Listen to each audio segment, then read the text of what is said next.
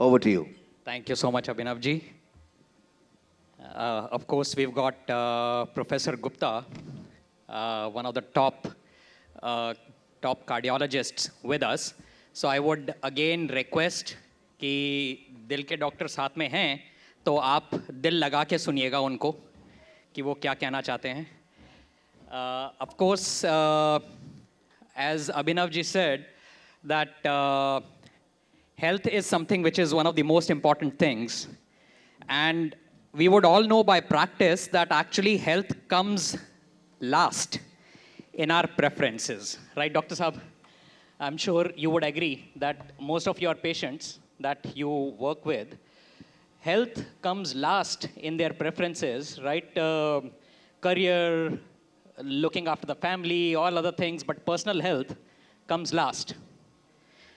Perfectly, yeah, you're right. Probably that's the reason why this session is also at the last. But it is one of the most important things that you have to look at. So as Abhinavji said, that this is the most important session, maybe, to listen to. So let me just introduce you to all to the panel, and of course, Professor Gupta is one of the leading cardiologists in the country with Apollo Healthcare. Right next to me is Dr. Gandhi. He represents the investment side of technology, how startups are currently being invested in. Then I've got Siva. Siva is a very seasoned professional from Price Waterhouse. So you would get a consulting flavor of healthcare. And right on the left-hand side is Sanjoy. Sanjoy comes from a huge experience of enterprise applications with Oracle and SAP. So we've got a panel where you would get an experience of how technology from industry and from the investment side. Now, because this is one of the last sessions, and you would have heard a lot of people speaking about technology, can we start probably the reverse way and ask your expectations as to what would you want to hear about AI in healthcare? Yes, sir, please. Digital doctor, okay. Yes, sir. Limitations and boundaries of diagnostics. Okay, I hear digital healthcare, and then I hear digital doctor, sorry, okay. And you mentioned diagnostic limitations and boundaries. Diagnostic limitations. Anything else? Therapeutics.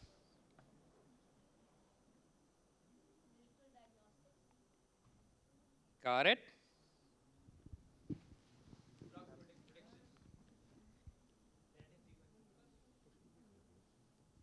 We call it precision medicine.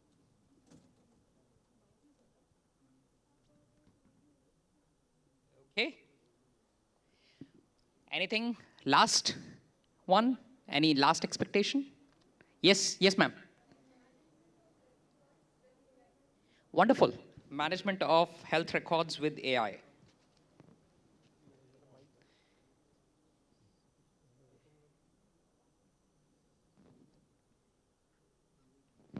I'm sure Sanjoy would be very happy to hear that last topic.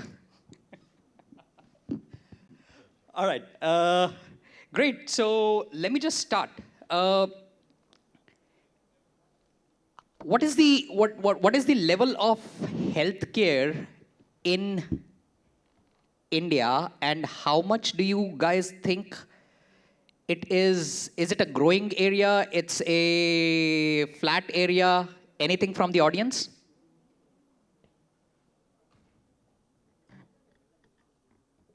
Yes, sir. Yeah, probably if you can pass on the mic.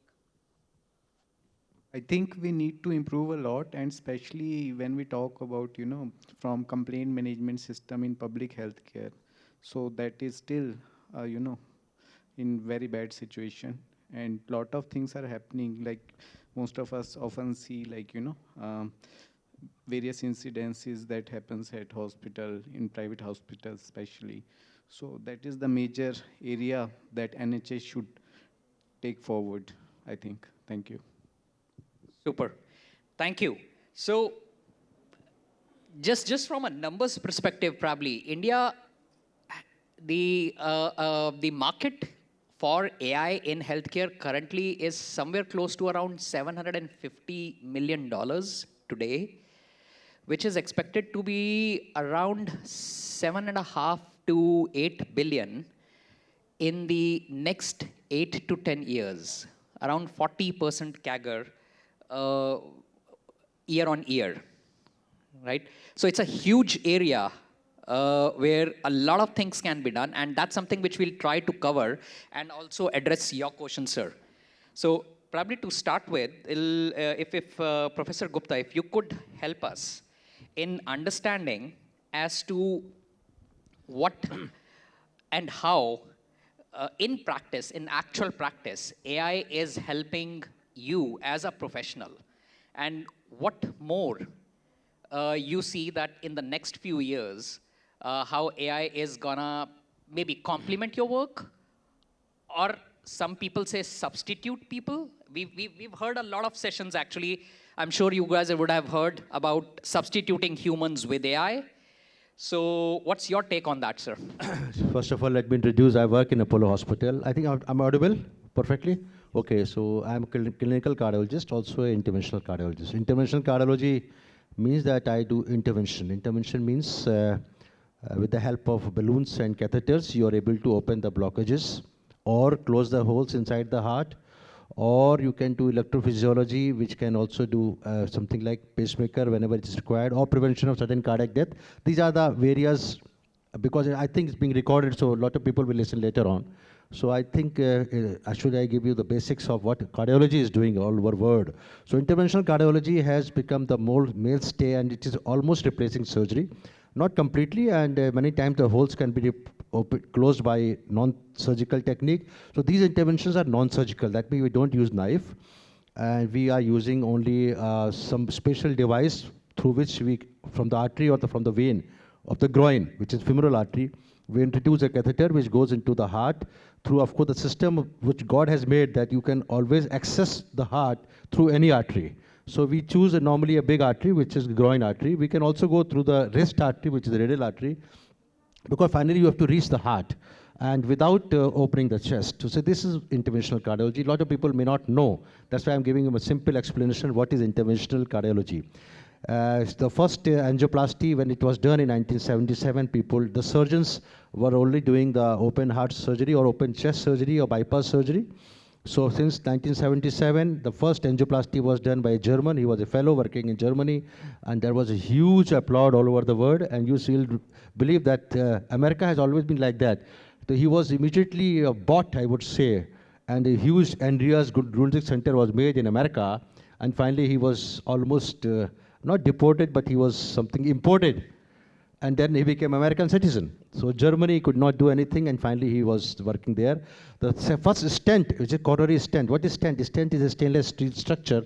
I think it's no harm in giving the basic and coming to artificial intelligence. Sure. So because it's a final learning for everybody. So the coronary stent, earlier the blockage was only being removed from 1977 till 87 with the help of balloon. You put a balloon inside the catheter going from the groin, from the femoral artery going to the aorta, which is abdominal aorta, crossing and then reaching the coronary artery, which is a branch of the aorta. Putting the balloon across, inflating with the help of small pressure outside in a beating heart. So this was anybody who did the first time is actually the hero, because you cannot kill the patient on the table. You have to do something we have done on the animals first, and then you. So from 1977 till 87, there was no stent. There was no stent. So the problem with this plain balloon angioplasty at that time was that there was a recurrence of 30%, and sometimes there was a dissection inside the artery leading to thrombus formation and immediate occlusion, which was not desirable. So Dr. Ulrich Sigvard, who's our friend from Switzerland, came up with the idea if we can put a hollow cylinder after putting the balloon and then put a cylinder and leave it there so that the valves are opposed and there should not be further recurrence or there is no further recoil. To prevent the recoil, the stent was developed 1987.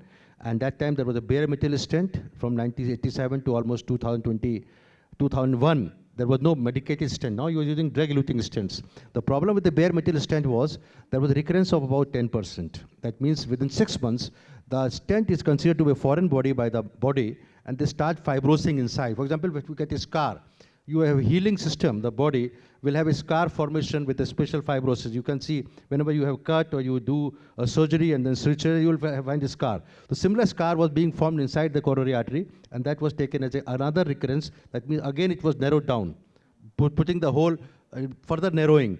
So that was the time the 10% patient will have it. So they came with the idea that we'll put a drug which will prevent fibrosis inside the stented area. And that was sirolimus, which is the actually chemotherapy. It's a sort of an anti-tumor drug, which was coated onto the stent. And then drug-coated stent came, and there are era from 2003 till 2025. Most of the cases of angioplasty is being done with the medicated, or rather 100% medicated stent or drug-eluting stent. Drug-coated stent have various names, which the proper name is drug-eluting because the drug is eluting from the system, from the stainless steel. And let me tell you, the arteries and the stent are only 3 millimeter. So when you see on the angiographic film, many of you see in it, is you see a very high, good size. Actually, it is very magnified picture. So God has done a very injustice, I would say, here. First of all, He made only one heart, and our friend we were talking with Abhinav that can we have two hearts from the beginning, then two engine aircraft rather than single engine aircraft. So the one injustice was that only one heart, the 2 eyes, 2 kidneys, 2 parts of the brain, 2 legs, 2 hands. So but only one heart, because God wanted to keep in control the death. Because if you're too hard, the chances of death will be much less. So that was one injustice. Second injustice, what He has done, that arteries which are supplying the heart, which are known as coronary arteries, they are, I'm sorry for deviating from the topic because it's very important to then come on to the artificial intelligence. Sorry for taking your time. So the arteries which are there, which is supplying the heart, is only 3 millimeter diameter. 2.5, 3, 3.5 is the maximum, 4 millimeter. So when the cholesterol develops there, with the cholesterol, the artery becomes almost 1 millimeter bore. And that 1 millimeter bore is supplying the most important part of the body, which is heart, and that is actually just between the survival, between the life and the death, is only 1 millimeter bore through which the blood is going. So that is the problem, that's why the patient can have sudden death, because 1 millimeter clot formation, patient will die instantaneously. So coming on to the part, now we are doing a lot of angioplasties and bypass surgeries and robotics, and also coming on to the part how artificial intelligence can really help us further improvise the healthcare in general or heart care, to be specific, because I'm a cardiologist. So what we are doing today is ECG, because what ECG further can be improvised. There are various diagnostic systems through which we make a diagnosis of heart disease. First is basic and simple ECG. ECG today can only tell old heart attack or the present heart attack. It cannot tell future as of now. Because when I see the ECG, okay, how much blockage? I don't know. Because even 95% blockage will have a normal ECG today. So when I see a ECG, the patient asks, what is it? I said, you don't have heart attack and you have no previous heart attack. That is the maximum I can tell you. Or we can also tell with the present ECG that you have some hypertrophy of the ventricular myocardium. That's all. We can also see the rhythm, but we cannot have future. So the futuristic part of AI, what is AI? I wanted to read a very interesting thing, because I think for the basic people, a lot of educationists here, a simple method. Artificial intelligence is the ability to make computer or machines. Artificial intelligence is the ability to make computer or machines learn to solve problems that would otherwise require human effort. Advances in computerized power have made it possible to analyze large amount of data. Data is very important because you put the data and from that it analyzes quickly and consistently and accuracy. This has enabled the healthcare scientists to apply AI to huge complex data sets in a way that improve decision making, diagnosis and treatment by detecting patterns in the patient base. So when you put 1 billion of data, Then the machine will make a diagnosis, okay, this part of the ECG had in future, about 10 years later, had a heart attack. So they will see something which human eyes cannot see. So futuristic ECG will be that even with the present ECG, if put in the AI, you can say, okay, you may have a blockage of 80%, although today we cannot. Or you can have atrial fibrillation in the future. Or you can have some serious heart attacks, especially in the future. This is what AI can tell in the ECG. Coming to the second part, which is X-ray. What X-ray tells you? X-ray is a fluoroscopic machine. I'll take another 3 minutes and then we'll come back. So X-ray is a fluoroscopic machine which will tell you what is there in the chest. So everything is not fluoroscopic possible. The bones are the most densest. The heart is partly dense because the blood is there, and this is muscle and this. And the lungs are mostly transparent. That's why we see the lungs as black. The rest is the white. So when you see today in an X-ray, we can only say there's a fluid or there are no fluid. Of course, not more than 100 ml. If it is less than 150 ml the fluid, you will not be diagnosed by X-ray. Then you require echocardiography. Or you can see the size of the heart, which will be matching it. But future X-ray can also be verified, and it can tell you with less amount of fluid or whether the lungs have the fluid or not, which cannot be confirmed today.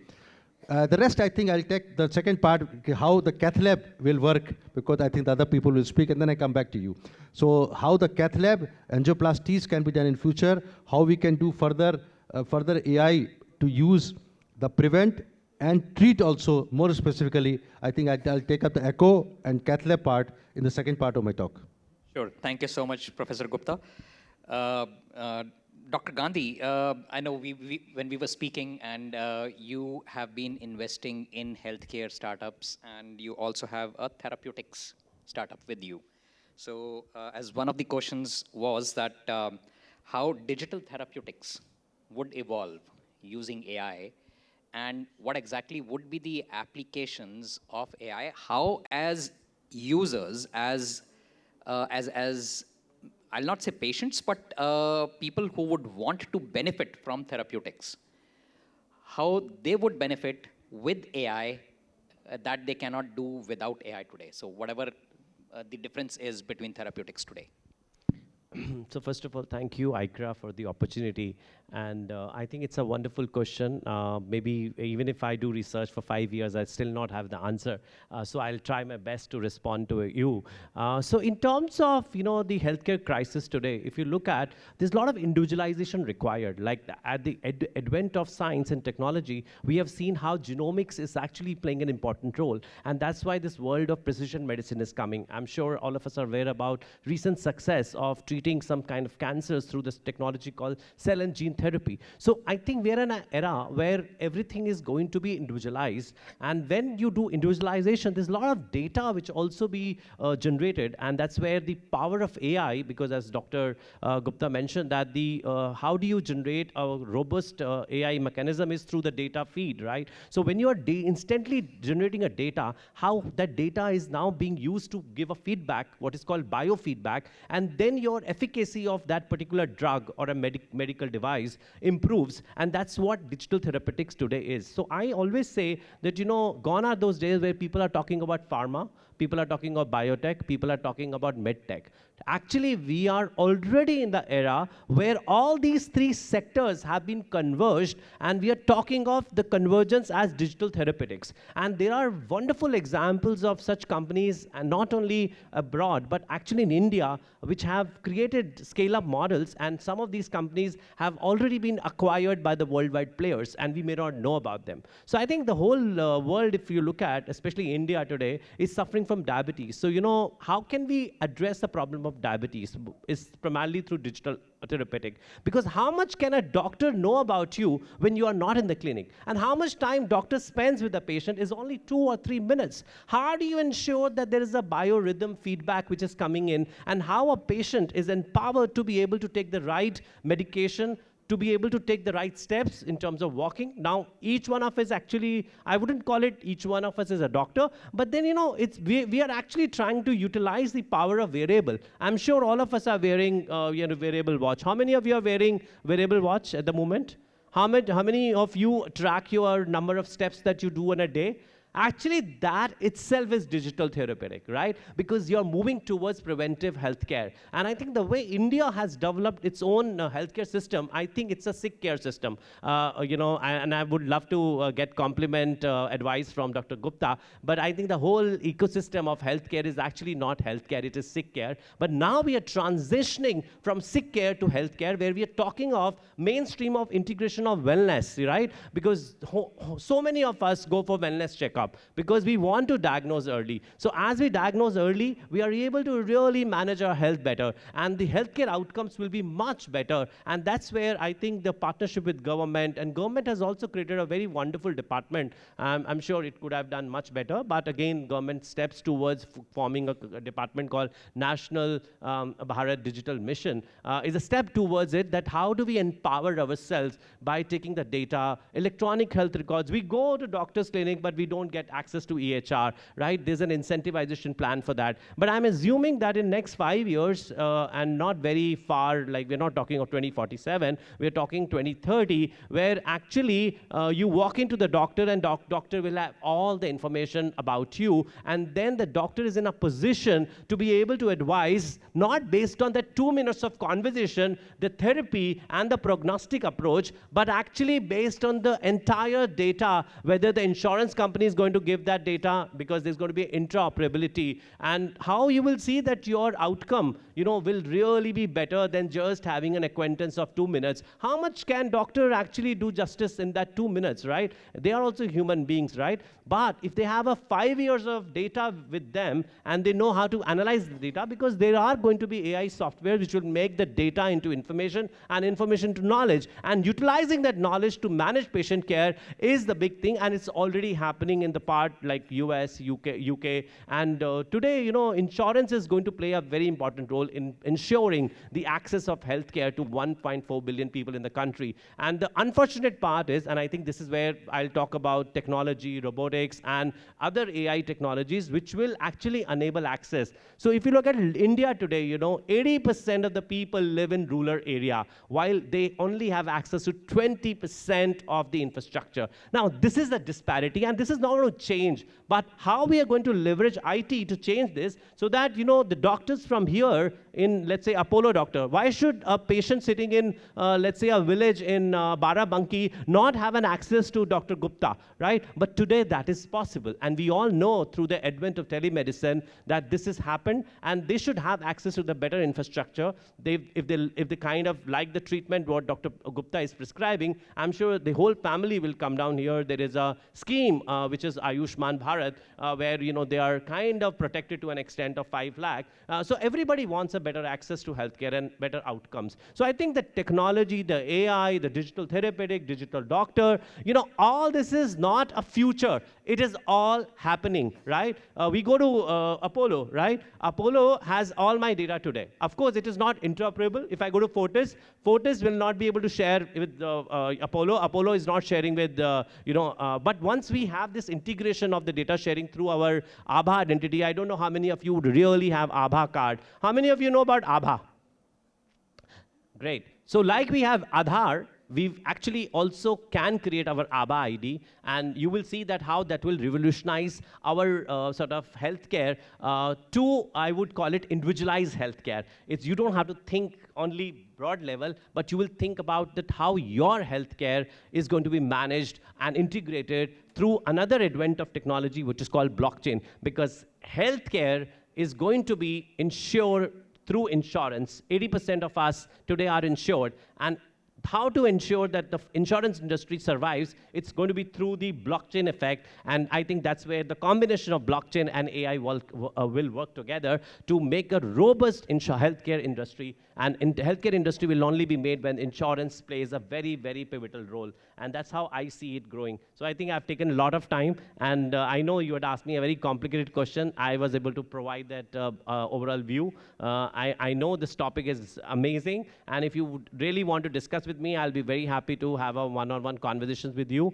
But considering the limit of time, I would come back to Rahul. Rahul, thank you so much for the opportunity. And thank you, Dr. Gupta, for setting the wonderful context. At least I could also learn a lot. Thank you so much. Thank you, Dr. Gandhi. So you did speak about a lot of data that precision medicine would require, or the digital therapeutics also, is generating a lot of data.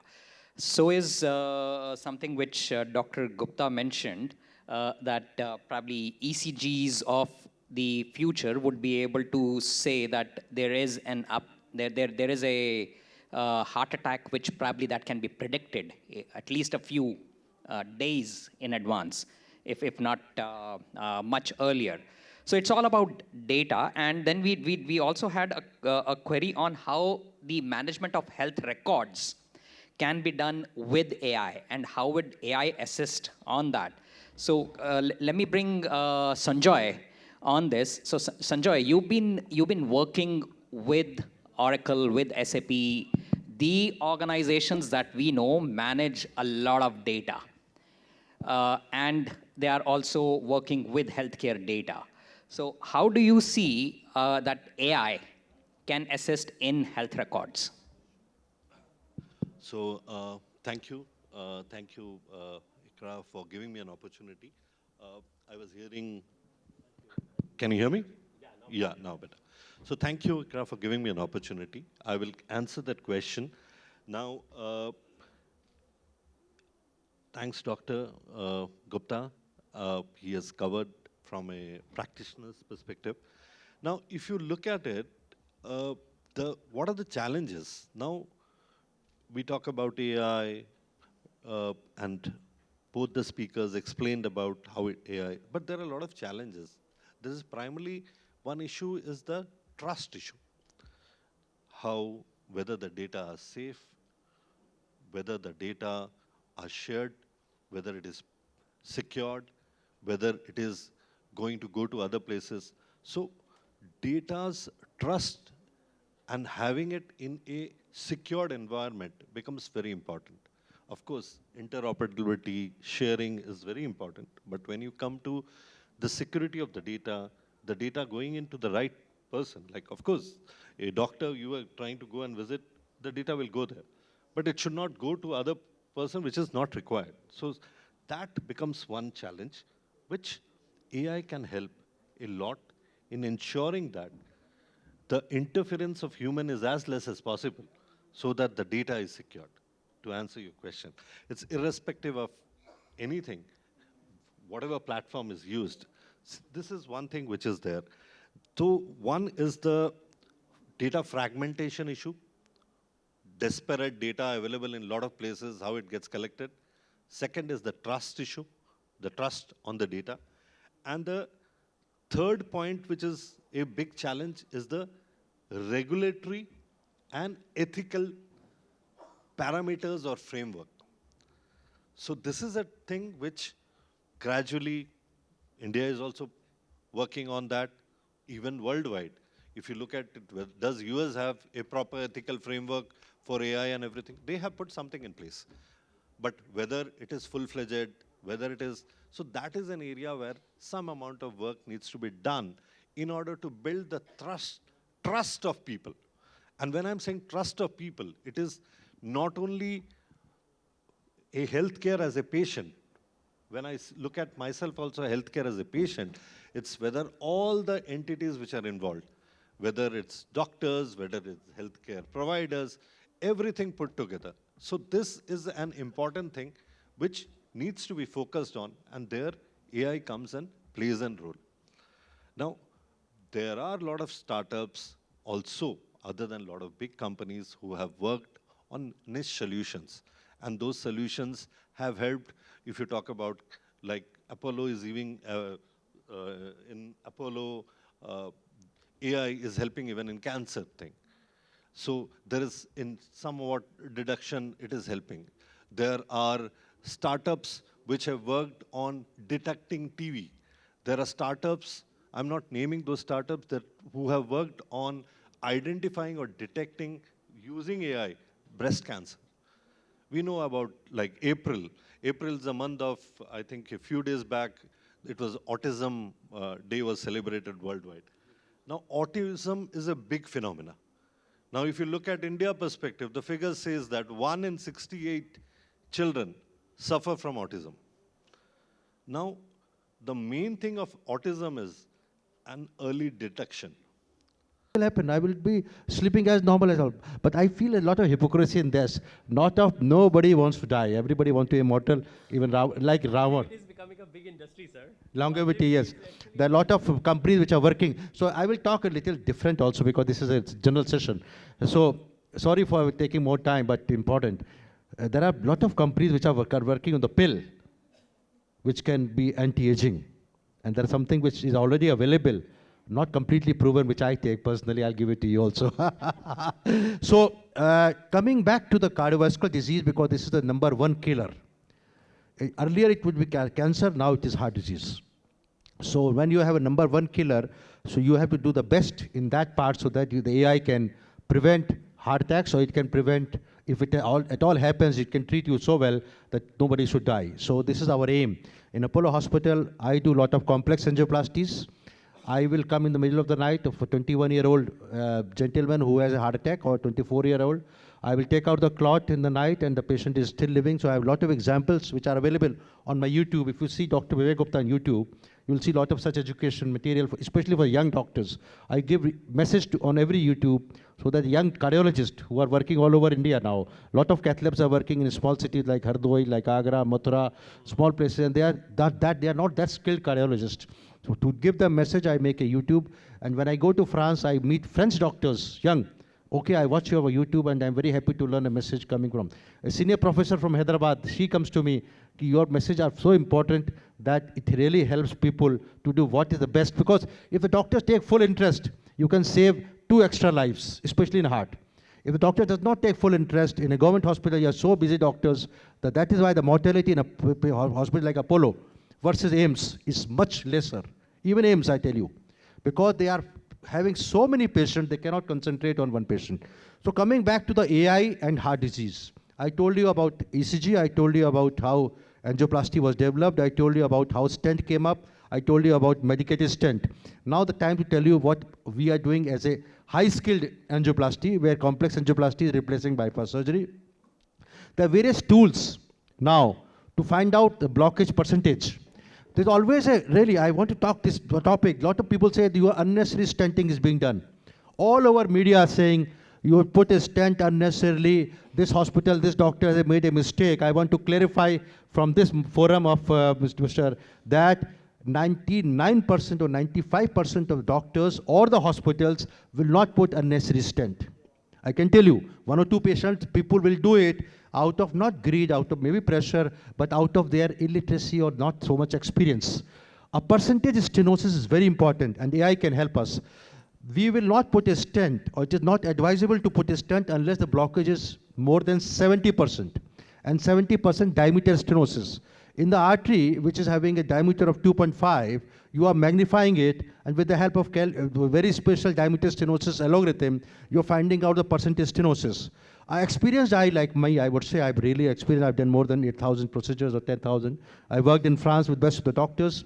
I trained myself I went to zero. Immediately after DM, I went to France. At that time, angioplasty was not known in India, 96, 97, 98. Very uncommon. So I learned angioplasty there from zero, citing publications, more than 50 publications during 2 years of my stay in the best of the hospital in France, with Alain Cribier, who is the father of TAVI, which is, I'll tell you what it is. I'll take extra time. It's very important because people should learn. So percentage stenosis can be missed out. If it is 50%, people will be not putting a stent. If it is 70%, they will put a stent. So there's a gray area. Now the clinician has to decide whether that percentage blockage is causing angina, or it is vulnerable, it can lead to heart attack or not. Any patient who has 90% stenosis, there is no doubt you have to put a stent. 100% you have to open with a wire. 99% there is no doubt. The only thing is where it is 50% or less than 50%. Here, sometime the what's your eyeball? This is eyeball, you see, assessment. And of course, the QC, which is quantitative computerized analysis assessment by the cath lab, can err. And here, there may be few patients where you may have put a stent which may not have been required. It's a question of may. So I would say unnecessary stenting is just a myth, it is not a reality. Coming on to what best we can do and what we are doing it. When we find a 50% blockage or 70% blockage, we will put a wire which is FFR, again it is now AI. which is a wire, not on the percentage. Now we are not believing on percentage stenosis. We are finding a pressure difference between the proximal and distal part of the blockage. If it is less than 0.8, which is FFR, fractional flow reserve, will put a stent. If it is more than 0.8, will not put a stent. And the high quality cath labs like Apollo will have this such FFR, and only few people of all interventional cardiologists will know how to do it, and few technicians can assist it. So FFR is one. Another is imaging. What is imaging? Like X-ray. You're doing an X-ray of the chest. What we do, we put a catheter inside the coronary artery, again from the groin. Sorry for using it. Groin coming onto the aorta, coming like this, going to the coronary artery, as small as 3 millimeter, putting a very miniature camera which will go inside the artery blockage, and you will take image, and that will be seen on the computer. That image is known as OCT, optimal coherence tomography, and that will tell you exact percentage stenosis. Similarly, IVUS, intravascular ultrasound. Ultrasonic picture will go. So we are doing really, in a patient who is fully active, and my patient starts singing. I tell him to sing a Kishore Kumar song while I'm performing the procedure. And there are a lot of videos like this. I was just checking. Yeah, I write Dr. Vivek Gupta, angioplasty, and singing. And a lot of videos came that patient is singing himself. I forgot myself. He's singing a song, and I'm enjoying, and I'm performing the angioplasty on his patient or angiography on that patient. So miniature camera will go and again tell you the plaque.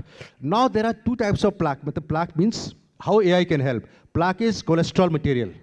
Plaque means PLAQUE. It's a cholesterol material. There are few plaques which will rupture. Rupture means it will get eroded inside. I'm talking of 3 millimeter artery, plaque of 30%. It gets eroded, invite platelet and clot formation. This is the pathophysiology of heart attack. The pathophysiology of angina, which is chest pain going on walking, is a cholesterol deposit fixed, no plaque. A plaque is there, but it is fixed. It is not vulnerable. So vulnerable plaque, even 30% can lead to heart attack, while a non-vulnerable plaque will not lead to heart attack. Vulnerable, VULNERABLE. Vulnerable plaque means it's vulnerable to plaque rupture, and it will invite clot formation. Heart attack happens because of clot formation, while angina will happen only with a fixed blockage where you put a stent. So this plaque is very dangerous. You have seen people singing and singing and singing, suddenly collapsing.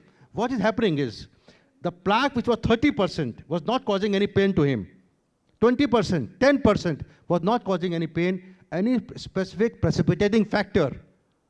A 10% blockage is not causing any pain because only 70% block, which will cause pain when you walk or you go effort or when you rest or you take a bath, you will have a pain. This is known as angina, chest pain. Heart is crying because it is less supply of the blood because of the blockage. This is angina. You have no angina, and suddenly you collapse and die.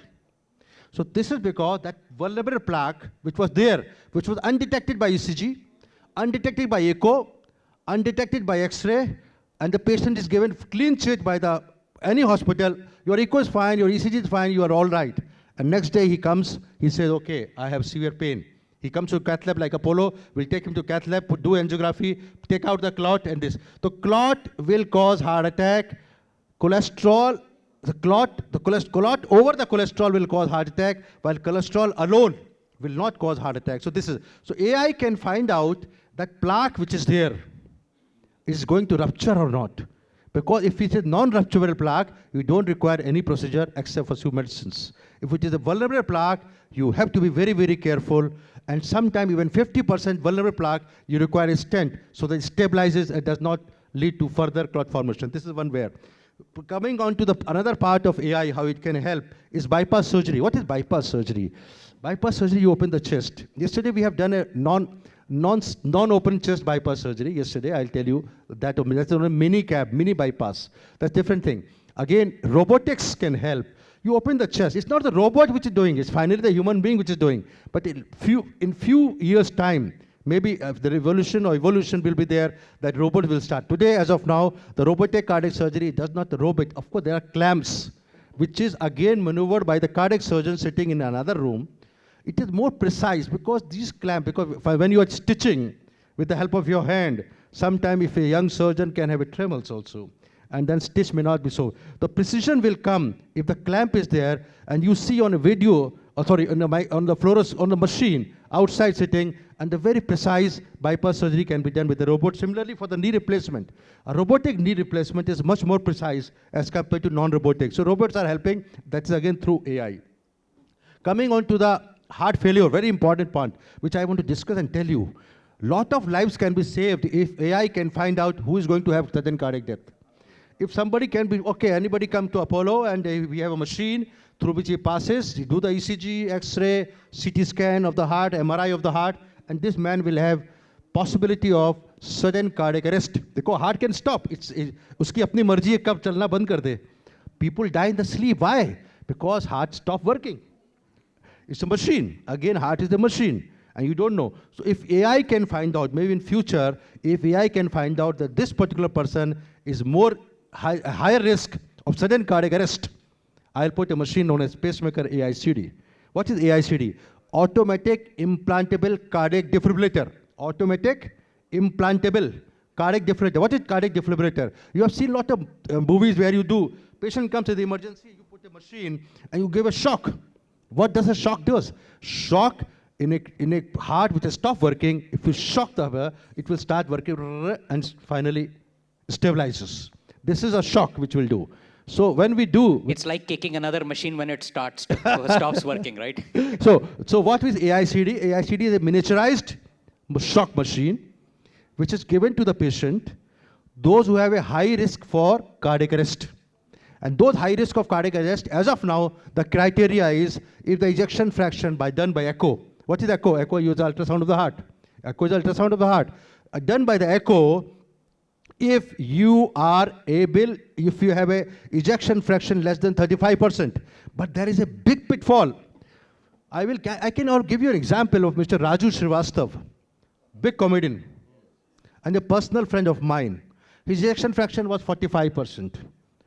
He had stents, not done by me, but diagnosed by me. He was lived in Bombay. Few were mostly done by there, but my prescription. Sitting with me, the case report is very important. I have no problem in telling the name also. He was sitting, dining with my son, Dr. Chinmay Gupta, myself, my whole family members, exactly 48 hours before his death.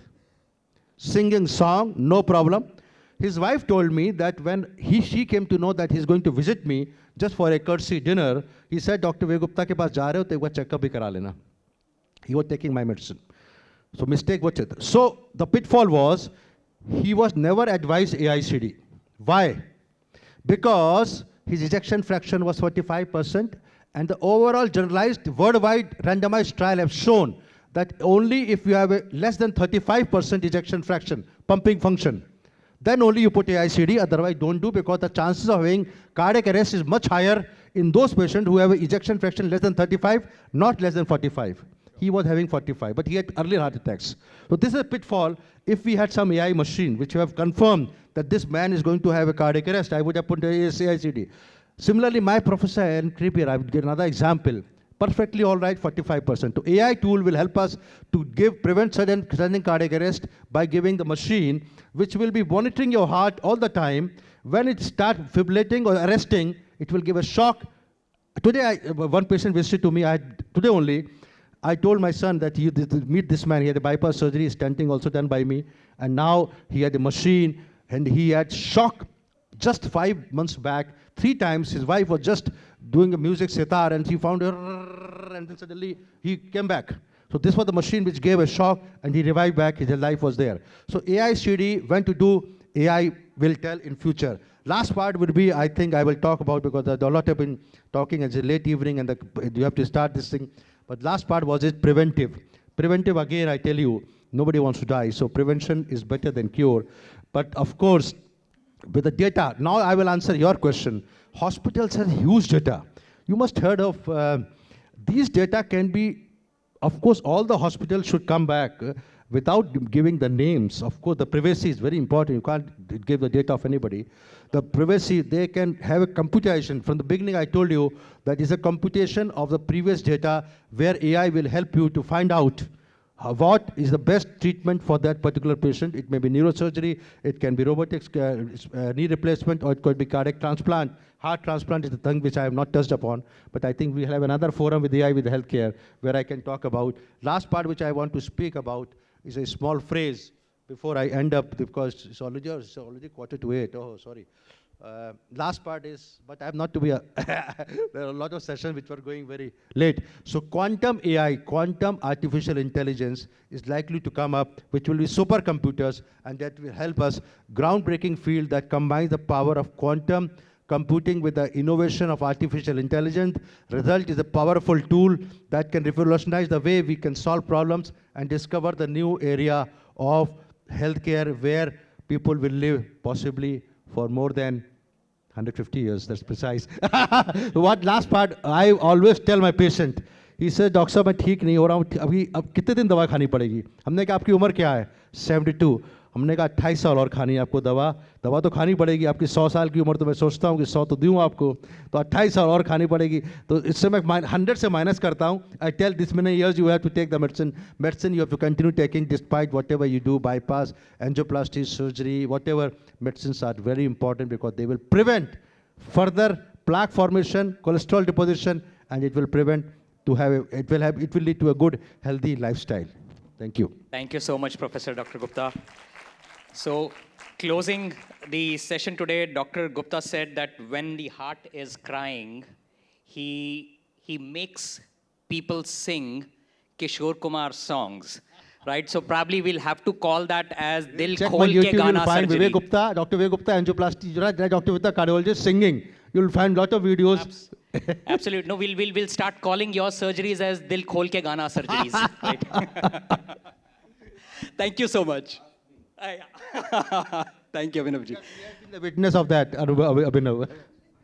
Thank you to everyone for sharing your valuable thoughts. And thank you for everyone for listening very, very patiently and participating in the session. Thank you.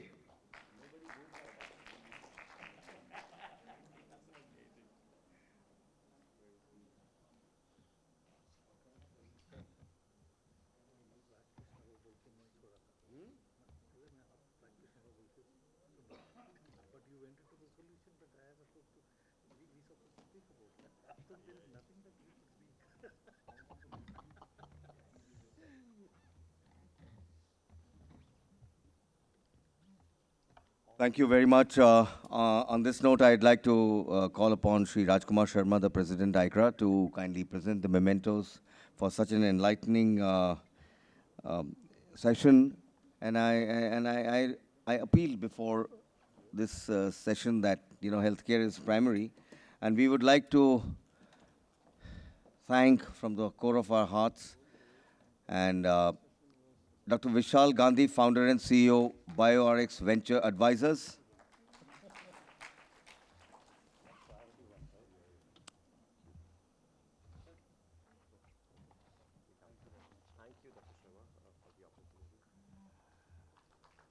Mrs. Sanjoy Mukherjee, Group CEO, Dr. Batras Healthcare.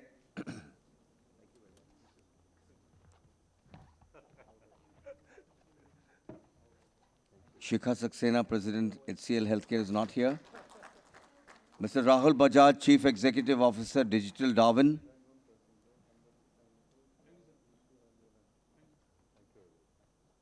Shiva Prasad Juluru, Managing Director, PwC India.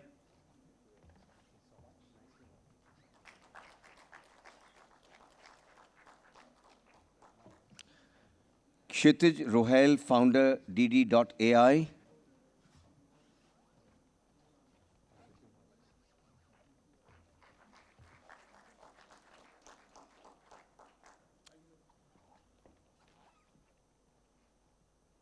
Kshitij Rohail, founder, DD.AI. Okay, so this is going the filmfare way. Good. Okay, ladies and gentlemen, post this we have the awards. Post that we are going to be having a gala dinner. And last but not the least, Professor Dr. Vivek Gupta, interventional cardiologist, Indraprastha Apollo Hospital, Chairman, Indo-American European Conclaves. If you have an MC in me and a cardiologist, my personal cardiologist, Dr. Vivek Gupta, a family friend, he was kind enough. Chinmay ji, his illustrious son, also a doctor with Indraprastha Apollo Hospitals. अब दिल के doctor अगर पास हों तो जो हो जाए होने दीजिए. तो उसके बाद गाला डिनर के साथ we must not lack spirit, so वो भी is taken care of. After a hard day's work, Dr. Vivek Gupta.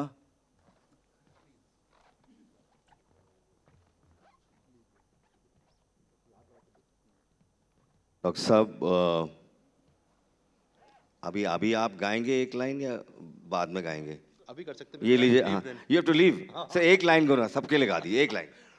हम लोग कल परसों ओपीडी में गा रहे थे, आप सबके लिए है. पुराने फिल्मी गीत है ये, बहुत अच्छा गीत. डॉक्टर साहब गा दीजिए. किशोर कुमार. ये रात ये फिजाएं फिर आए या ना आए, आओ शमा जला कर हम आज फिर से गाएं. आपने देखा है डॉक्टर कोई कैरोके कहते हैं, करो. डॉक्टर साहब भी बता रहे थे, कहते कैरोके नहीं है ये, करोके. चलिए डॉक्टर साहब please one line, any song कोई सा गा दीजिए. अब ये मत कहिएगा मेरा गला खराब है. हर बड़ा आर्टिस्ट यही कहता है. नहीं तो एक बड़ा इंटरेस्टिंग है. किशोर कुमार किस्सा भी सुना देता हूँ आपको. है Kishore Kumar was a fantastic singer, there is no doubt. आप लोग कहें कि हमने एक बार मीका से पूछा कि अगर आपको किशोर कुमार. अच्छा, किशोर दा का मैं एक किस्सा पहले सुना दूं. किशोर दा एक शूटिंग में ना आधी मूंछ लेके पहुंच गए. आधी मूंछ कटवा दी, आधी मूंछ लेके पहुंच गए. तो प्रोड्यूसर ने कहा कि क्या बदतमीजी है. बोले तूने आधे पैसे तो दिए थे. आधे पैसे दिए थे.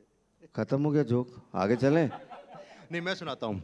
आपने कहा था ना किशोर कुमार का नहीं गाना के बारे में बात करें कि किस्सा सुना दें. अच्छा हाँ, पैसे की बात. इंदौर में एक फंक्शन हुआ, इंदौर के पढ़ाई गए थे, ये फैक्ट है ये. तो किशोर कुमार, वो मीका से मैंने पूछा था कि अगर किशोर कुमार, मोहम्मद रफ़ी, मुकेश में अगर किसी को पॉस्थुमस भारत रत्न दिया जाए तो किसको देना चाहिए. He had a very fantastic answer on TV. He said Brahma Vishnu Mahesh, तो मैं डिसाइड नहीं कर सकता हूँ. मैंने उसका जवाब दिया, मैंने कहा मैं शायद किशोर कुमार को चुनूंगा. कारण बता दें, मोहम्मद रफ़ी और मुकेश का जवाब नहीं है. Because Kishore Kumar was not only a singer, he was a producer, director, actor, and he directed lot of film. So he was a one man army himself and also music director. तो used to direct his own song. So I would. तो किशोर कुमार के कई किस्से हैं. इंदौर वाला किस्सा सुनाता हूँ, बड़े इंटरेस्टिंग है. तो इंदौर पहुँचे वो, उनको बुलाया गया, उनसे 10,000 रुपये हैं खंडवा कितने नहीं कि इंदौर पढ़ाई की थी उन्होंने. तो इंदौर के कॉलेज में उनको बुलाया गया. तब तैयारी है, सब कुछ तैयार है. वो कह रहे मेरा गला खराब. और गला खराब, वहाँ के लोग घबरा गए क्योंकि वैसे भी 2 घंटा लेट आए थे और भीड़ थी, कम से कम 10-12 हज़ार लोग बैठे, स्टूडेंट्स हैं सारे. कहते गला ठीक नहीं हुआ. फिर अपने उससे पूछते हैं असिस्टेंट से, चाय पानी हो गया? तो उसने कहा नहीं हुआ. तो चाय मंगा दी गई उनकी. फिर तो गला ठीक नहीं हुआ अभी तक. 10 मिनट बीत गया, 15 मिनट, चाय पानी हो गया? नहीं हुआ. फिर क्या, अभी गला खराब है. थोड़ी देर बाद उसके साथ में आया था एक सेक्रेटरी जो था. कहते चाय पानी का मतलब है जो एडवांस दिया 1,000, बाकी 9,000 रुपये दो. तो फिर वो दिया कि चाय पानी हो गया? हाँ हो गया. अब गला भी ठीक हो गया. अब फिर रात को 3 बजे तक गाने गाए उन्होंने. But he actually it's not nothing to criticize. उनके साथ कभी धोखा हुआ था, लोग पैसे देते नहीं थे, तो उस चक्कर में कहा पहले एडवांस लो तब काम करेंगे. सर हम आर्टिस्ट की प्रॉब्लम ये है, हमारे ना पैसे देने वालों की लिस्ट ज़्यादा है. जिनके पैसे देने वाले ऐसे बड़े लोग होते हैं. अच्छा मुंह दिखाई के 500 रुपये तो दे दो. ये हमारा जोक चलता है डॉक्टर साहब के साथ. जब भी मैं इनसे मिलने जाता हूँ, मैं मुंह दिखाई के 500 रुपये तो दे दो. हाँ. सो डॉक्टर साहब इज आप देता हूँ मैं. सर यही गा दीजिए. ये शाम ढल चुकी है ना, आइए. ये देखिए गाना है, बहुत पुराना गाना है, किशोर कुमार और राजेश खन्ना का. उतनी बढ़िया धुन ना निकले कि इसके गीत के बोल बड़े अच्छे हैं. बोल बड़े इंपॉर्टेंट है. ये शाम मस्तानी मदहोश किए जाए मुझे डोर कोई खींचे तेरी ओर लिए जाए ये शाम मस्तानी मदहोश किए जाए मुझे डोर कोई खींचे तेरी ओर लिए जाए। इसका मुखड़ा हो एक अंतरा बहुत जरूरी है। दूर रहती है तू मेरे पास आती नहीं होठों पे तेरे कभी प्यास आती नहीं ऐसा लगे जैसे कि तू हंस के कोई जहर पिए जाए शाम मस्तानी। ये तो मंच है, मदहोश हम तो ओपीडी में यही काम कर लेते हैं। Okay, thank you very much. तो सर इनके